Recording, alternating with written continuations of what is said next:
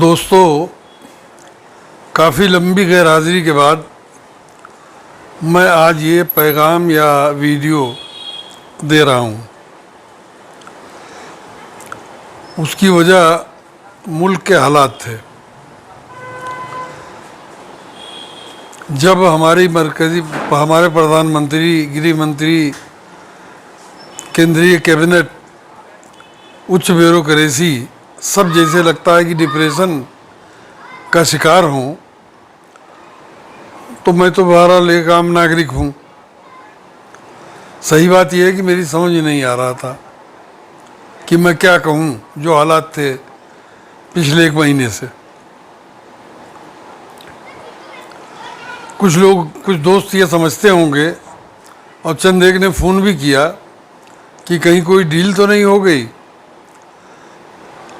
तो मैं उनसे कहना चाहता हूँ कि शायद दुनिया में मैं अकेला आदमी हूँ जो जेपी मूवमेंट के, भ्रष्टाचार के खिलाफ चलने वाले मूवमेंट के यूपी की कोर कमेटी का भी मेंबर था, बीपी सिंह का निकट सहयोगी था भ्रष्टाचार के खिलाफ जो उन्होंने मुहिम शुरू की, अन्ना आंदोलन की कोर कमेटी का मेंबर था,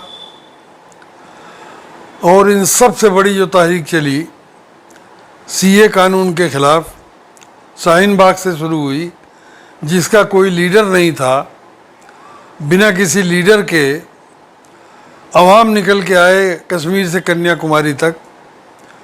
मुझको उसमें भी शिरकत का शर्फ हासिल हुआ। आज़ाद भारत का कोई मूवमेंट जो हुकूमत की ज़्यादतियों के खिलाफ चला हो, ऐसा नहीं है जिसमें मैं शरीक न रहा हूँ। अब 86 साल की उम्र में कोई क्या डील होगी। अब मैं खुशकिस्मत हूँगा अगर मेरे ऊपर भी यूएपीए का कानून लगाकर मोदी जी अंदर कर दें, और अगर अंदर से मैं ज़िंदा न निकल सकूं, तो मैं समझता हूं कि मुझसे ज़्यादा खुशकिस्मत कोई का आदमी नहीं होगा कि बिला खून का एक कतरा बहाए मेरा शुमार शहीदों में हो जाएगा। बहरहाल, इस वक्त प्रधानमंत्री केयर फंड जनता में ज़ेर बहस है। साफ बात यह है कि वो नरेंद्र मोदी केयर फंड नहीं है। प्रधानमंत्री केयर फंड का मतलब ही है कि जो भारत का प्रधानमंत्री होगा वो उसका इस्तेमाल करेगा। तो इससे बड़ी बेवकूफ़ी की कोई बात नहीं होती। अब हम अपनी जुडिशरी को क्या कहें। बहुत जल्द जुडिशरी के खिलाफ शायद अवाम को भी सड़कों पर आना पड़े। इस तरह जुडिशरी गुलाम सत्ता की बन रही है, वरना कोई मसला ही नहीं था।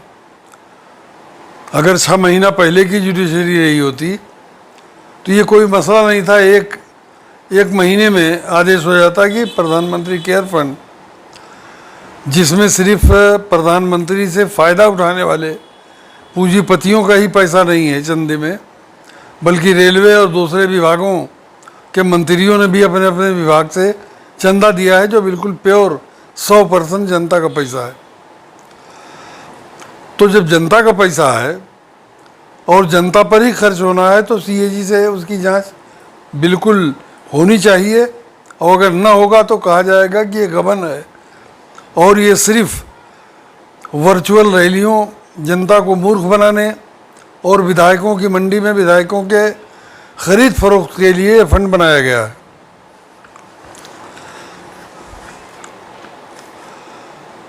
सबसे अफसोसनाक बात यह है कि इस फंड में चीन का भी 50 करोड़ रुपया जमा हो चुका है और करीब 1000 करोड़ रुपया का वादा हो चुका था, जो शायद अब आवे या ना आवे हालात के तहत। क्या इससे ज़्यादा शर्मनाक बात कोई हो सकती है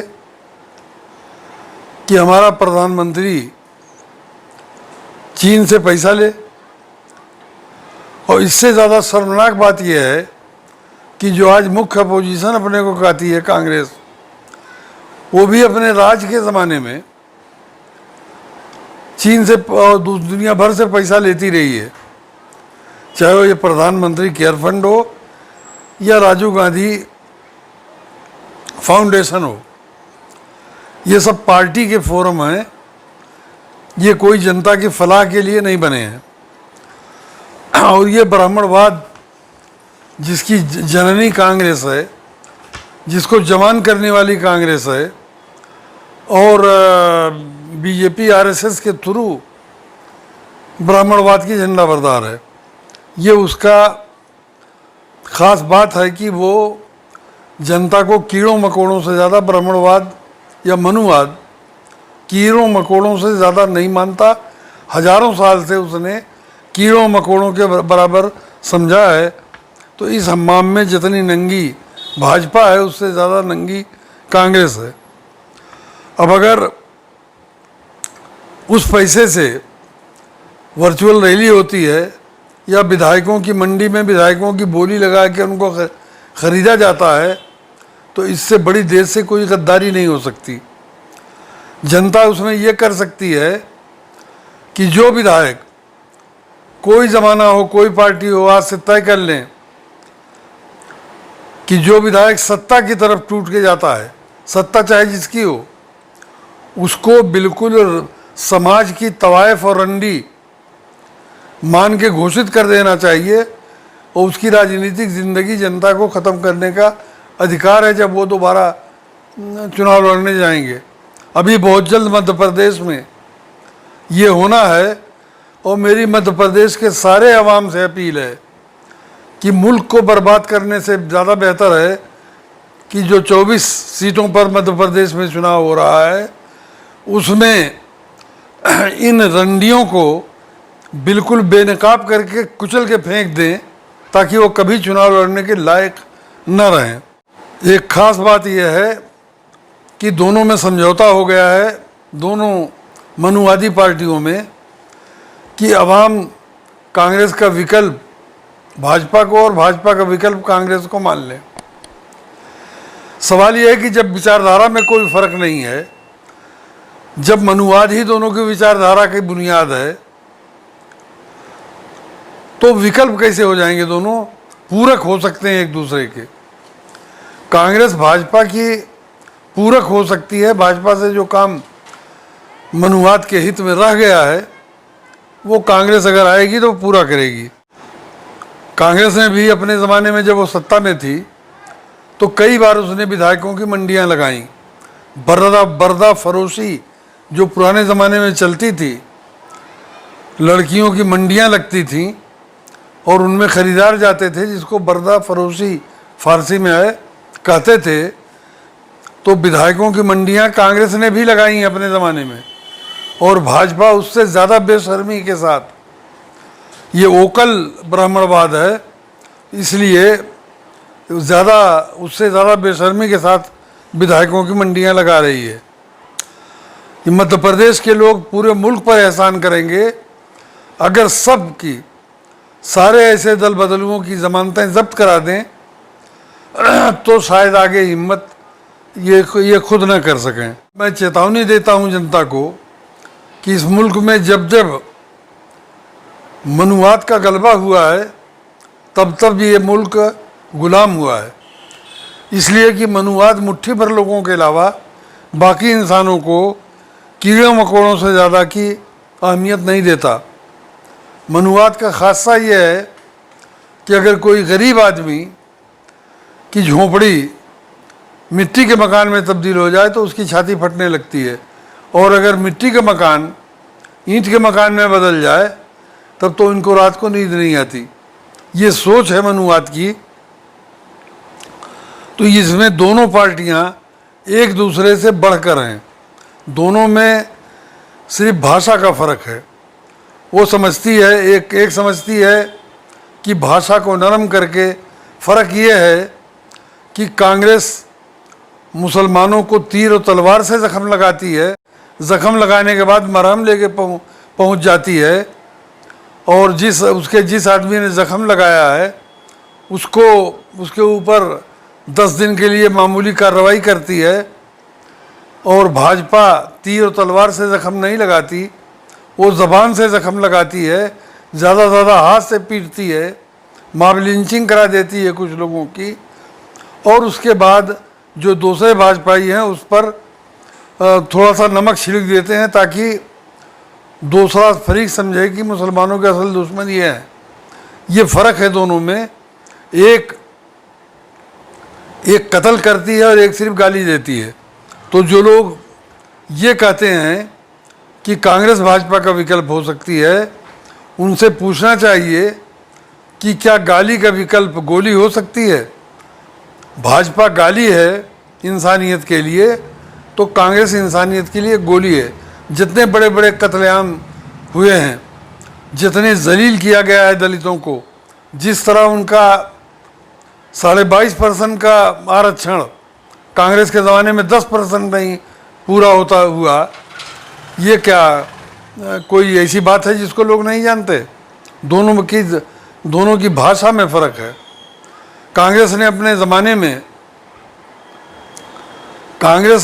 ज़माने में आईबी की फाइलों में इंडियन मुजाहिदीन की तख्लीक की, इंडियन मुजाहिदीन गढ़ा, जबकि इंडियन मुजाहिदीन जैसी किसी मूवमेंट का कतई कोई फ़र्क नहीं था, थी ही नहीं दुनिया में। लेकिन हज़ारों इंसान, हज़ारों मुसलमान पढ़े लिखे नौजवान कश्मीर से कन्याकुमारी तक, कश्मीर नहीं पंजाब या उत्तराखंड से कन्याकुमारी तक कोई इलाका बचा नहीं होगा जहाँ की मुसलमान पढ़े लिखे नौजवानों को इंडियन मुजाहिदीन का आतंकी कह के जेल में डाला गया हो। हज़ारों की ज़िंदगियाँ, मासूम ज़िंदगियाँ, उनकी मासूम जवानियाँ जेलों में बूढ़ी करा दी इसी कांग्रेस ने, इसी सोनिया सरकार में। मनमोहन सरकार तो मैं पार्लियामेंट में भी था जब मनमोहन सिंह थे, तो मैं कभी मनमोहन सरकार कहता नहीं था, न वो मनमोहन सरकार थी, दरअसल वो सोनिया सरकार थी। लेकिन 2014 के बाद इंडियन मुजाहिदीन कहाँ गायब हो गई? अगर उसका वजूद होता तो उसको ज़्यादा आतंकवादी कार्रवाइयाँ मोदी के ज़माने में करनी चाहिए थी। लेकिन मोदी के आने के बाद से इंडियन मुजाहिदीन का नामो निशान किसी ने कभी किसी, ये गोदी मीडिया या जाली मीडिया या झूठी मीडिया या बिकाऊ मीडिया जो दिन रात झूठ बोलती है, कभी उसने भी इंडियन मुजाहिदीन का लफ्ज़ अपने नाम के आगे इस्तेमाल नहीं किया। बटला हाउस इनकाउंटर हुआ, दिल्ली से लेकर पूरे मुल्क में उसकी जांच कराने की मांग में धरना प्रदर्शन सब कुछ हुआ।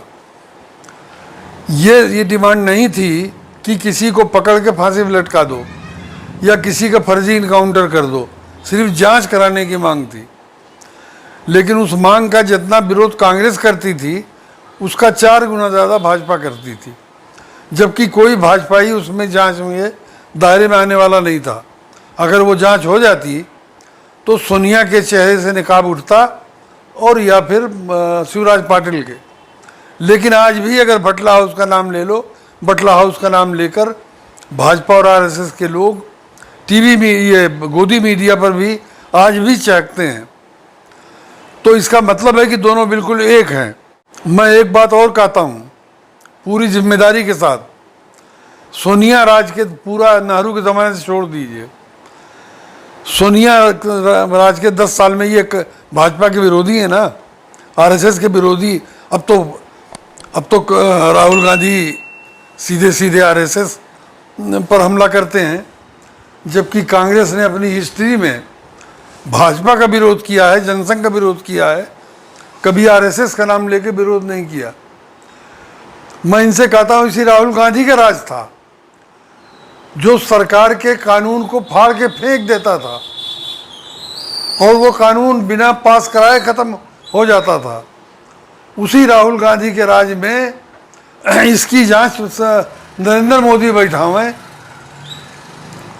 कि वेलफेयर या सामाजिक अधिकारिता मंत्रालय से आरएसएस के एनजीओ को भारत सरकार ने कितना पैसा दिया है 10 साल में। दूध का दूध, पानी का पानी हो जाएगा।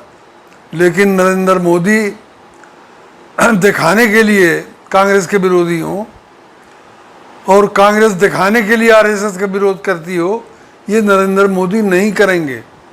मैं डिमांड करता हूं कि 10 साल में जो नाम नेहाद मनमोहन सरकार थी, जिसको मैं सोनिया सरकार पार्लियामेंट के अंदर भी कहता था, अब आज भी कहता हूं, उसके ज़माने में आरएसएस के एनजीओज़ को वेलफेयर मिनिस्ट्री जो पहले कही जाती थी, अब उसका नाम बदल के अधिकारिता मंत्रालय हो गया, उससे आरएसएस को कितना पैसा दिया गया है, सिर्फ इसकी जांच हो जाए तो पता लग जाएगा कि मनुवाद क्या चीज़ है। दूसरी एक बात की और जांच हो कि जब आईबी के जॉइंट डायरेक्टर गुजरात के राजेंद्र कुमार इशरत जहां मामले में फंसी और सीबीआई गिरफ्तार करने वाली थी, तो सोनिया गांधी चिल्लाती हुई घर से निकल आई कि आईबी के ऊपर हमला हुआ तो ये पकड़ा गया तो ये कैसे चलेगा देश। और उसकी गिरफ्तारी नहीं सिर्फ रुकी, बल्कि सीबीआई के उस डायरेक्टर को बर्खास्त कराया गया जो तारीख में पहली बार हुआ था। इसकी भी जांच होनी चाहिए कि राजेंद्र कुमार जैसे इंडिया की हिस्ट्री के सबसे बड़े हत्यारे का सोनिया गांधी से क्या ताल्लुक़ है। इसकी भी जांच नरेंद्र मोदी सरकार को करनी चाहिए। मैं इतना आगाही देता हूं कि मेरा अंदाज़ा है कि नरेंद्र मोदी और अमित शाह ये समझ बैठे थे फिरौन और नमरूद की तरह कि हमारी ताकत आखिरी है। वो भूल गए थे कि आपके ऊपर भी कोई ताकत है, वो मच्छरों से नमरूद की ताकत को ख़त्म कर सकती है, जिस तरह आपकी ताकत को एक नज़र न आने वाले वायरस से ख़त्म कर रही है। वो किसी का दिमाग किसी वक्त फेर सकती है। जिस चीन को 18 मरतबा शी जिनपिंग से आप मिले, उस शी जिनपिंग के ज़रिए आपकी बेइज्जती करा सकती है, उस ताकत को आप भूल गए थे। मैं कहता हूं कि अब भी अगर मोदी और अमित शाह ये मान लें कि इंसान की कोई दुनियावी ताकत अंतिम नहीं है, उसके ऊपर एक आसमानी ताकत भी है जो इज़्ज़त और ज़िल्लत की असल मालिक है, जो जिसको चाहे इज़्ज़त दे, जिसको चाहे इक़्तिदार दे और जिसको चाहे इक़्तिदार से मामूली बात पर उखाड़ के फेंक दे। उस ताकत को ये लोग भूल गए थे। मोदी और अमित शाह अगर उस ताकत को अब से याद कर लें तो 4 साल में अपनी बिगड़ी हुई बना सकते हैं। लेकिन अगर ये नहीं समझ में आई इनकी, तो 4 साल से पहले भी जा सकते हैं।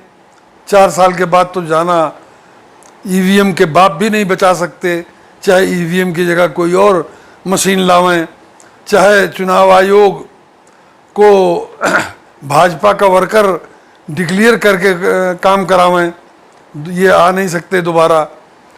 तो मैं यही कहूँगा जनता को, आवाम को मेरा यही पैगाम है कि कोई तीसरा जमहूरी, अम्बेडकरवादी, फरीदीवादी और लेफ्ट माइंडेड तीसरे विकल्प की बात सोचें।